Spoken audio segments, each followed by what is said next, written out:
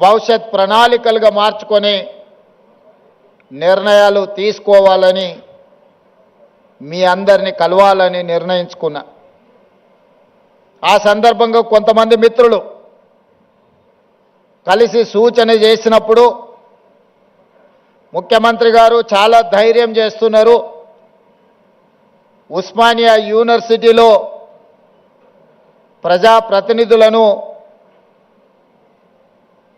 రాష్ట్ర మంత్రివర్గాన్ని లేదా ముఖ్యమంత్రి గారిని అడ్డుకునే ఒక చరిత్ర ఉన్నది, మీరెందుకు ధైర్యం చేస్తున్నారు అని నన్ను అడిగినారు. అంటే వారికి ఒక్క మాట చెప్పిన, నాది ధైర్యం కాదు, నాది అభిమానం. మా సోదరులు, మా తమ్ముళ్ళు, మా చెల్లెండ్లు తెలంగాణ భవిష్యత్తుకు పునాదులు వేసే మా యువమిత్రులు ఉన్న ఉస్మానియా యూనివర్సిటీ ఆర్ట్స్ కళాశాల దగ్గరికి వెళ్ళడానికి ధైర్యం కాదు కావాల్సింది, అభిమానం కావాలి.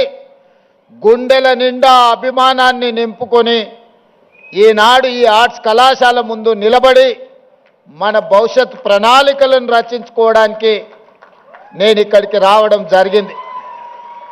అదేవిధంగా ముఖ్యమంత్రిగా మీరందరూ అందించిన అధికారంతో నాకు చాలా సిబ్బంది అందుబాటులో ఉంటారు. ఎక్కడికి వెళ్తున్నా అక్కడ ఏం మాట్లాడాలో పేజీలకు పేజీలు, పుస్తకాలకు పుస్తకాలు రాసిచ్చి ఐఏఎస్ పరీక్షకు ప్రిపేర్ అయినట్టుగా ఉపన్యాసాలకు మమ్మల్ని ప్రిపేర్ చేస్తుంటారు వాళ్ళు. ఇంత కట్ట కాగితాలు నాకు తెచ్చిండ్రు. ఉస్మానియా యూనివర్సిటీకి వెళ్తున్నారు కదా, ఇవన్నీ మీరు చదువుకోండి అని.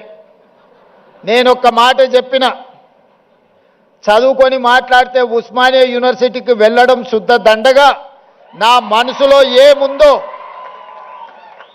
నా జీవితంలో 56 సంవత్సరాల అనుభవం, నల్లమల అటవీ ప్రాంతంలో ఉన్న ఒక మారుమూల పల్లె నుంచి, వ్యవసాయ కుటుంబం నుంచి వచ్చిన నేను ప్రభుత్వ పాఠశాలలో చదువుకొని గ్రామీణ వాతావరణంలో పెరిగి గ్రామీణ వాతావరణంలో ఉన్న పేదరికాన్ని, కుల వివక్షను, జాతి వివక్షను, సమస్యలతో కొట్టుమిట్టాడుతున్న వెనుకబడిన ప్రాంతాలలో పెరిగిన వాణ్ణి.